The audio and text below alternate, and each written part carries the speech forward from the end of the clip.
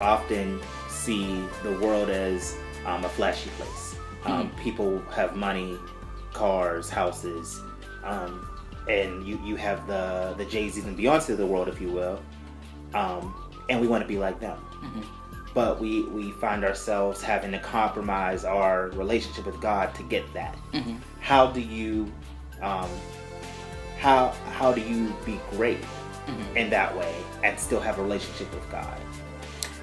You first have to find out what your purpose is. And that, again, goes back to relationship. Everything is relationship with God. So if you have a relationship with God and you ask Him, and I have that even in the back of my book, questions that say in the study portion, who am I? Why am I? What would I like to be? What type of adult influence was around me? Situations like that. But you want to ask God some fundamental questions about who you are and why you are. Why me? Why am I here? You know what I mean? What is my purpose in God's grand scheme of things? What is my lane that I blow up in to allow people to see God is a God of purpose.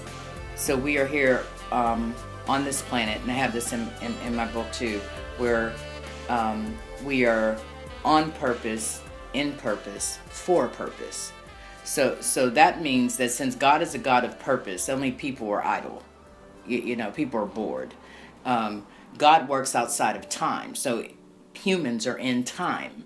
So in time, we have accumulated a lot of things from other people, their habits, their issues, their dreams, and sometimes we forget to ask God what is His intent for breathing life into my body.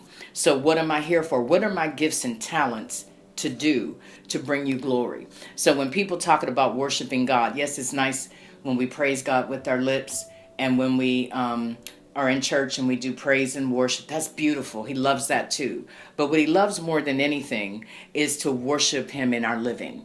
And that means whatever I do should bring glory unto Him. I may be the only light. You may be the only light that somebody sees that day. They should see God when they see you. But most of the time, people encounter us instead of encountering the Christ through us. So you know what I mean? So your purpose in being Jay-Z or a Beyonce type, you want to be famous. Why? To be seen? That's Satan's character. God's character is for us to allow Him to be seen, because when He's seen, things happen. Not just for us, but for others. We're supposed to be able to lift a helping hand through what we do.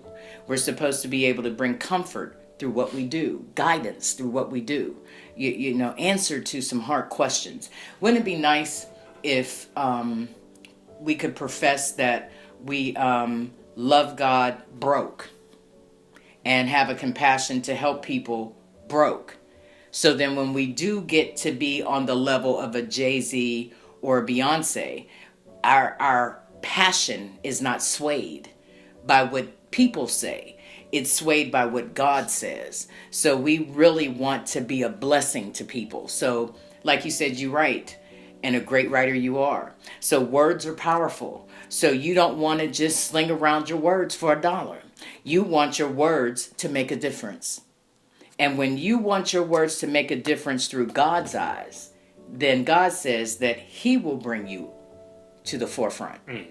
Do you know what I mean? Because He always backs His plan.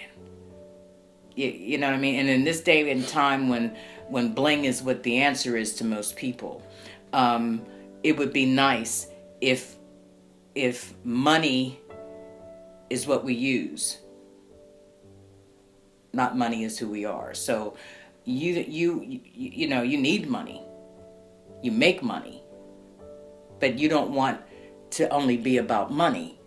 Do you know what I mean? And you want to have good skills and good talent and perfect your gifts. That's why we get jealous of people, because we don't know our lane.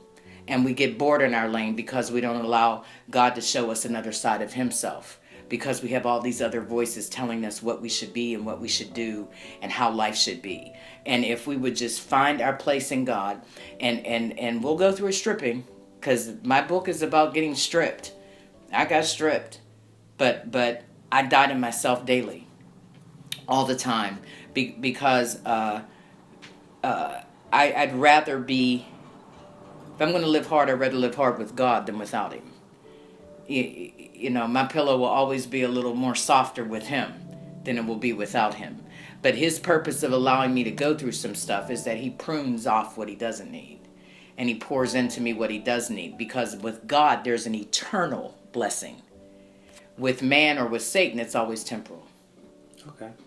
Does that make sense? Yes. Yes. So, so when you say temporal blessing, when you talk about blessings that don't last forever, or just a fleeting moment, how does that? How do I know the difference?